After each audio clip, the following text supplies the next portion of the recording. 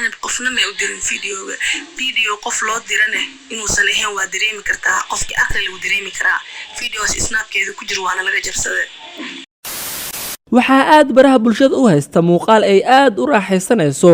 gabadha lagu magacaabo Queen Canab dadkana ay u yaqaanaan Queen Qaawan haddaba yaa ka duuba muuqaalkan maxaa ka jira in muuqaalkan ay ka ganacsatay iyada iyo Queen Canab walaasheed oo afka furatay markii ay aragtay walaasheed oo qaawan oo baraha bulshada la wareejinayo warbixintan ayaad kaga bogan doontaa daawada haddii aad nagu cusub tahay daawadana soo raac oo sii sheer garee muuqaalkan leegna saar mahadsanid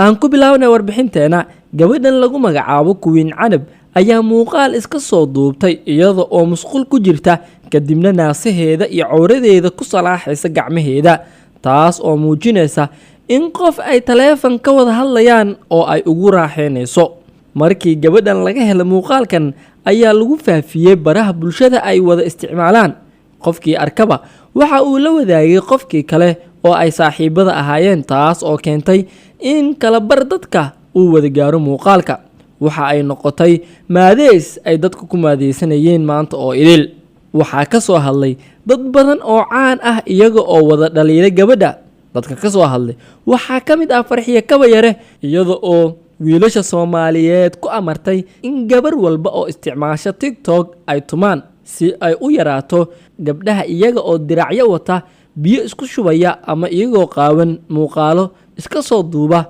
kadibna baraha bulshada la soo wareejiyo nimanka Afrika joogo maxaa idinku dhacay wiilasha Afrika joogo maxaa idinku dhacay waa u jeedaan gabdhihii way ka soo dareen gabar kasta waa taqaaniin meeshay degan tahay gabar kasta asxaabi fareen ay leedahay markay soo gasho TikTok oo ay biyo isku shubayso isqooyayso ama iswalaaqayaan wiilasha Soomaaliyeed oo gabdhahan bursan jiray ilaa xora u tihiin cid idinka celinaysa ma lehe iyo sharci uga cabsanaysaane what's going on wiilasha maxaa ku dhacay maxaa nimanka damiirka uga dhacay wiilasha Soomaaliyeed damiirka maxaa uga dhacay waxaan idin leeyahay chance fiican haysataan gabdhaha ka soo gala TikTok Afrika chance fiican aad ku haysataan qabta ee garaaca Farxiyo Kabayare oo kaliya la arko markii gabar la fadeexeeyo ayaa kal hore waxa ay gabdhaha siisay talo ah haddii ay muuqaal duubayaan in ay ka reebaan wajiyadooda inkastoo ay badi taladaas hirgashay haddana waxaa muuqata in weli aan laga waantoobin raggu ay eedeynayeen waxay dhahayeen Kabayare abaayay waa iska nuursan jirnay laakiin after advice-kaagi waxa waaye wixii hala kala reebaa tiriyo wajiga waan halka qariyaa awal laakiin waa nuursan jirnay halkaas waxaa ka cad nuursashadaas la sheegayo inay wajiga tahay yaa in la soo raaciyo inay jecel yihiin oo wajiga markii laga reebay waa ay eedeynayeen wiilashu yaa kii fiicnaa iyo kii xumaaba waxay dhahayeen waa qofay waa lagu dheesh marka hadda waa la soo rogaal celiyay hawshii maheedii ka sii bilaabatay dad badan ayaa waxa ay isweydiinayaan maxaa keenaya in nin gabar uu saaxiib la yahay uu ka duubo muuqaal ay qaawan tahay kadibna uu baraha bulshada ku faafiyo balse waxaa soo baxaya warar sheegaya wax ka duwan waxaas oo dhan taas oo ah in ay jiraan shabakado ay ku wada jiraan wariyaal caan ah xildhibaano iyo siyaasiyiin ka tirsan dawladda kuwaas oo ka ganacsanaya jirka gabdhaha iyaga oo lacag ku bixinaya waxaa jira gorgortan ah haddii ay gabadhu bikra tahay oo laga rabo in ay soo duubto muuqaal ay qaawan tahay in muuqaalkaas laga siinayo lacag dhan 500 ilaa iyo 600 oo dollar halka gabdhaha garoobada ahna la siinayo lacag dhan 150 dollar gabadhan Queen Canab lagu magacaabo ayaa waxaa la sheegayaa in muuqaalkaas ay ka bixisay 150 dollar maadaama ay garoob laba cunug dhashay ay tahay markii gabadhan laga soo duubay muuqaalkan waxaa aad uga xumaatay gabar ay saaxiibo yihiin oo lagu magacaabo Xafsa Ugaas taas oo ay isla baashaali jireen iyaga oo dhowr jeer isla soo duubay muuqaalo anshax xun waxa ayna tiri maxaa ka micna ah haddii ay isqaawisay dad badan ayaa is soo qaawiyay oo ay ka mid tahay Safiyo Tusmo oo ah hooyo la qabo ilmaheeduna ay yihiin kuwa anaga naga waaweyn iyada oo tusaale u soo qaadatay haddaba ila dhageysta codka gabadhan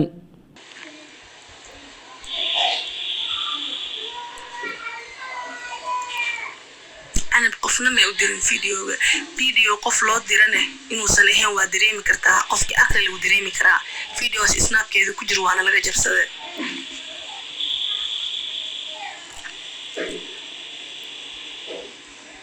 أنا محب شيء في تصميم إسلام وينه بإسلام كذا اللي جبسوه فيديوهات بنان كلا كاني محامر كأنا بكلا يهريسين وحبين بما وحسي والدينتي ووينه أو نقلي كربا أنت إسلام بيض هذا اللي جبسوه فيديوهات بنان كلا كاني عيبتون مع ذلك عنق جريسو هاد الصبح صباح حياة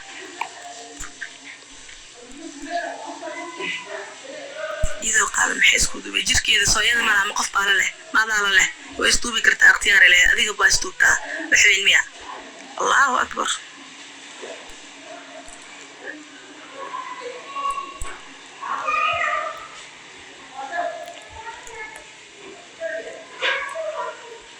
سومالي محمد وحمان اللي قد عادين كرو وحمو فهم السين بيدينك سي واحد فانسيا مركاني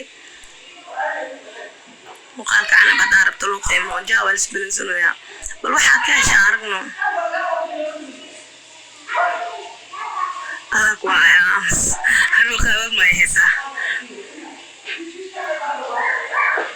daawade sidee ayay kula tahay in gabdhaha jirkooda laga ganacsado oo iyaga oo og ay ku bixiyaan lacago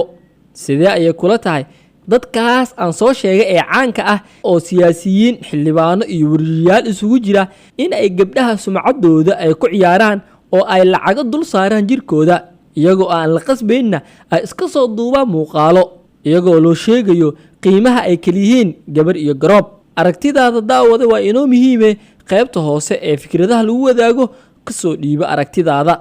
sii sheergaree oo like saar muuqaalkan si asxaab fara badan iyo gabdho badan oo laga yaabo in ay tan qabsan doonto ay u gaaraan si ay uga waantoobaan